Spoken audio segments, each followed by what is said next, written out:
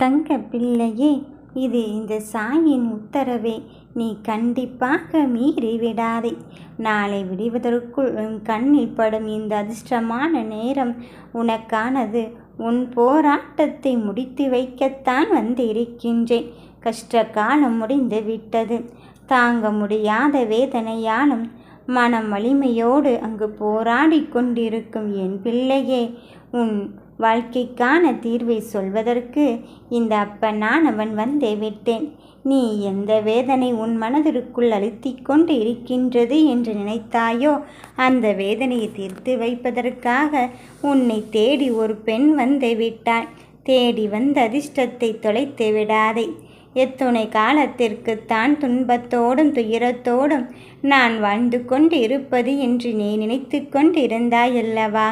இப்பொழுது அந்த துன்பங்களும் துயரங்களும் இனி உன் வாழ்க்கையில் கிடையவே கிடையாது என்பதை சொல்வதற்காகத்தான் வந்திருக்கின்றேன். நடப்பதை பொறுத்திருந்து பார். நம்பிக்கையோடு என்னை வழிவந்த பிறகு அதிலிருந்து எந்த மாற்று கருத்தும் கிடையாது. உனக்கு வேண்டியதை நான் வேண்டிய தருணத்தில் கை கொடுத்து தூக்கி நான் உன்னோடு தான் இன்னமும் இருந்து கொண்டு இருக்கின்றேன்.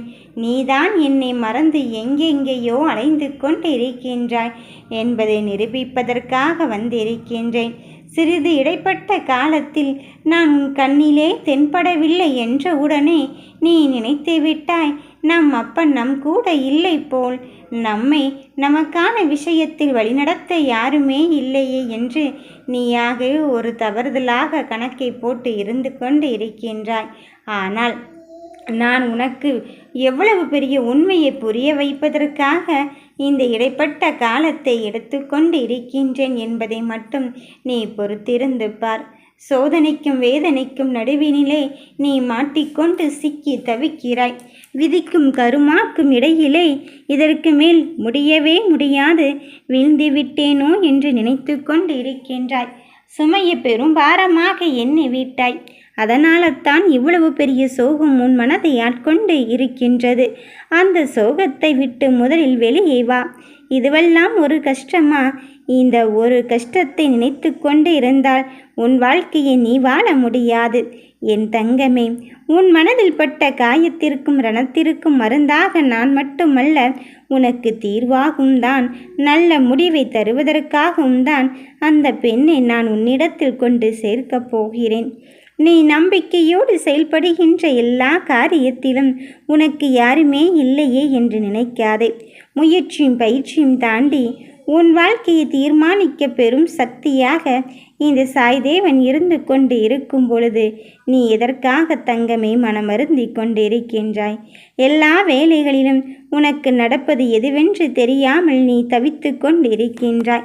அந்த தவிப்புக்கெல்லாம் விடை கொடுக்கும் விதமாகத்தான் நான் உனக்கான விஷயத்தை உன்னிடத்தில் ஒப்படைப்பதற்காக வந்திருக்கின்றேன்.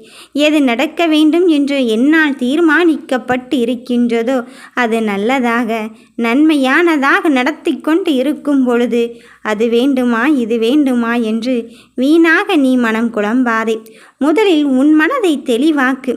என்ன வேண்டும், எது உன் வாழ்க்கைக்குரியது என்பதை உறுதிப்பட தெரிந்து கொள். தீர்க்கமான நம்பிக்கையை வளர்த்துக்கொள்.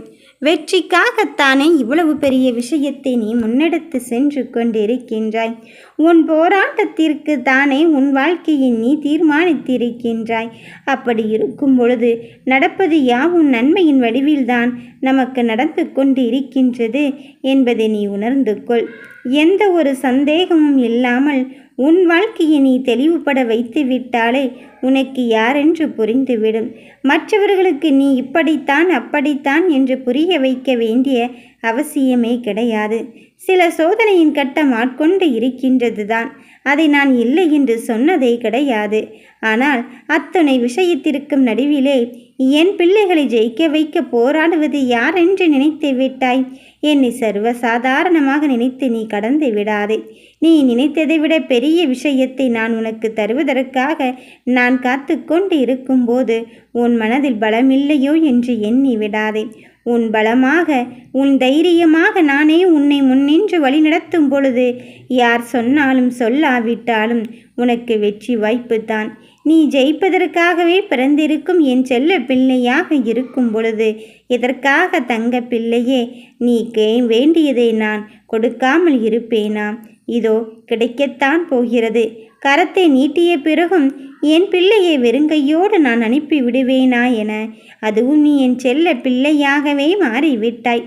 உன் மனதில் இருக்கின்ற குழப்பத்திற்கும் தீர்வுக்கும் வழி சொல்ல இந்த சாய்தேவன் நான் வந்து இருக்கும் பொழுது அது நடக்குமோ இது நடக்குமோ என்று கலங்காதே. எது நடந்தாலும் என் அப்பனானவன் என்னை வழி நடத்த இருந்து கொண்டு இருக்கின்றான் என்பதை மட்டும் உணர்ந்து கொள். ஒவ்வொரு விடியலின் திருப்பத்தையும் நான் உனக்கு தருவதற்காக வந்து கொண்டு இருக்கும் பொழுது நீ எதற்காக மனம் கலங்கி கொண்டிருக்கின்றாய்? நீ கவலைப்பட்டதற்கும் கலங்கி நின்றதற்கும் தீர்வு சொல்ல இந்த சாய்தேவன் இருக்கும் பொழுது உனக்காக யாருமே இல்லை என்ற நிலையை தாண்டி எனக்காக, என் அப்பனுக்கு அப்பனாக, என் தாய்க்கு தாயாக, என் தந்தைக்கு தந்தையாக, தோழனுக்கு தோழனாக, தோழியாக, உறவாக, சொந்தமாக என்று எல்லா வழியிலும் உன்னை வழிநடத்த நான் வந்து இருக்கும் பொழுது யாருமே இல்லை என்று நீ எப்படி தவிக்கலாம்? உன்னை தேடி உன் வாழ்க்கையில் ஒரு பெண் வரப்போகிறாள் என்று சொன்னேன். அவள் யாரென்று, எப்படிப்பட்டவள் என்று அடையாளத்தை நீ என்னிடம் கேட்கின்றாய். என் பிள்ளையே, உன் மனம் எப்படி தூய்மையாகவும் நல்லுள்ளத்தோடும் இருந்து கொண்டு இருக்கின்றதோ அதே போல்தான் அவளும் நல்லுள்ளத்தோடும் தூய்மையாகவும் இருப்பாள். உன் மீது உனக்கே இல்லாத அக்கறையை அவள் கொண்டு வருவாள். நீ எந்த விஷயத்தை நினைத்து நடுங்கிக் கொண்டிருந்தாயோ அந்த விஷயத்தை சர்வசாதாரணமாக நடத்தி கொண்டு இது என் அப்பனின் ஆசியோடு உனக்கு நடந்தது என்று சொல்வதற்காகவும் வந்து கொண்டிருக்கின்றாள். எல்லாம் சத்தியத்தின் வழியிலும் நேர்மையின் வழியிலும் நடக்கும்போது சில சமயம் தாமதமாகி கொண்டிருக்கலாம். ஆனால் நீ தாமதமாகி விட்டதோ இனி அவ்வளவுதானோ, கிடைக்கவே கிடைக்காதோ என்று எண்ணாதே. அந்த தாமதத்திற்கு பின்னால் 1000 காரணங்கள் இருந்து கொண்டிருக்கின்றது. ஆனால் காரணத்தை உன்னிடம் சொல்ல வேண்டிய அவசியம் இங்கு கிடையாது.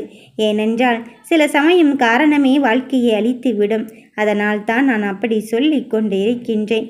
நீ இந்த நிலையை கடந்து வருவதற்கும் என் முழு முயற்சியோடு உன்னை வழிநடத்தி சென்று கொண்டிருக்கின்றேன் என்பதுதான் உண்மையான உண்மை. என் தங்க பிள்ளையே, நீ யதார்த்தத்தை புரிந்து கொண்டு அடுத்தது என்ன என்று உன் தேடலில் மட்டுமே நீ கவனத்தை செலுத்து. யாரை பற்றியும் கவலைப்படுவதற்கு இங்கு நேரமில்லை. அதனால் உன்னை பற்றி அவர் இப்படி நினைத்து விடுவார்களோ அப்படி நினைத்து விடுவார்களோ என்று எண்ணாதே. நினைப்பதற்கு சில காலங்கள் தான். அந்த காலங்கள் முடிந்த பிறகு உன் வாழ்க்கையை நீ வாழப்போகிறாய், அவர் வாழ்க்கையை அவர் வாழப்போகிறாய். இதுதான் வாழ்க்கையின் இயல்பு நிலை, இதுதான் வாழ்க்கையின் யதார்த்த நிலை. இதை புரிந்து கொண்டு உனக்கான வாழ்க்கையை உனக்கென்று நீ வாழ கற்றுக்கொள். உனக்கு துணையாக இந்த அப்பனானவன் நான் இருப்பதை நீ உணர்ந்து கொள்ளத்தான் போகிறாய். நடப்பதை பொறுத்திருந்து பார். உனக்கு நான் நல்லதை நடத்தி தருவேன். நல்லதே நினைப்போம், நல்லதே நடக்கும். ஓம் சாய்ராம்.